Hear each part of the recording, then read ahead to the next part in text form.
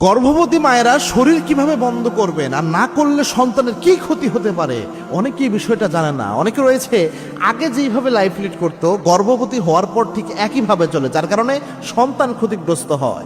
আপনি গর্ভবতী হন আর না হন, আপনার আশেপাশে যদি কেউ হয়, এই জিনিসগুলো সতর্ক রাখার চেষ্টা করবেন। কেননা দুষ্টু জিন একটা মেয়ের যত বেশি ক্ষতি করতে চায়, সন্তান যখন গর্ভে থাকে আরো বেশি ক্ষতি করতে চায়। এটা মারাত্মক একটা বিষয়। এবং গর্ভবতী অবস্থায় মেয়েদের আশেপাশে দুষ্টু জিন অনেক বেশি উৎপেতে বসে থাকে, কেমনে একটু সুযোগ নেওয়া যায় সন্তানের ক্ষতি করার জন্য বা তার ক্ষতি করার জন্য।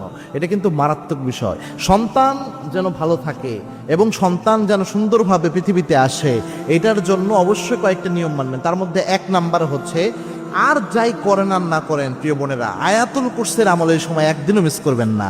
আপনি যে আয়াতুল কুরসি তো মুখস্থ অবশ্যই থাকতে হবে, সবার যেন এটা মুখস্থ থাকে। আপনার যদি মুখস্থ থাকে, আপনি যদি গর্ভবতী অবস্থায় যত অসুস্থ থাকুন না কেন, আপনি অবশ্যই সকাল সন্ধ্যা আয়াতুল কুরসিটা পড়বেন। এবং আল্লাহর হাবিব সাল্লাল্লাহু আলাইহি ওয়াসাল্লাম জানিয়েছেন, কোনো ব্যক্তি যদি সকাল সন্ধ্যা আয়াতুল কুরসি পড়তে পারে, এই আয়াতুল কুরসি হচ্ছে ইমানদারদের জন্য সবচেয়ে বড় দুর্গ। আয়াতুল কুরসি যে ব্যক্তি পড়ে, আল্লাহর হাবিব জানিয়েছেন, একজন রহমতের ফেরেশতা ওই ব্যক্তির পাহারার জন্য নিযুক্ত হয়ে যায়। রহমতের একজন ফেরেশতা আপনার সাথে গার্ড হিসাবে থেকে যাবে, বডি গার্ডের মতো।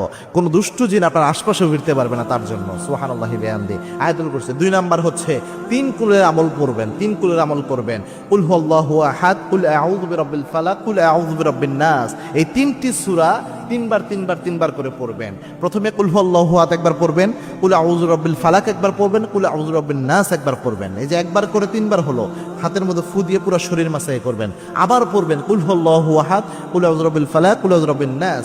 আবার 3বার পড়া, একবার করে যখন 3বার হলো আবার ফু দিবেন। এইভাবে 3বার করবেন, 3বার করে ফু দিবেন। এরপরে যেটা করবেন, সূরা বাকারা চেষ্টা করবেন পুরা সূরা বাকারাটা 3 দিনে একদিন হলো আপনার ঘরের মধ্যে চালানোর জন্য। মোবাইলে চালালেও সমস্যা নাই, অথবা আপনি পড়ার চেষ্টা করবেন, সবচেয়ে ভালো হয়।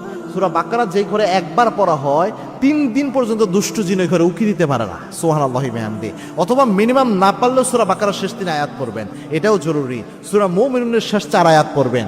সন্তান সুন্দর হওয়ার ক্ষেত্রে সূরা ইউসুফ পড়তে বলে অনেক আলেমরা।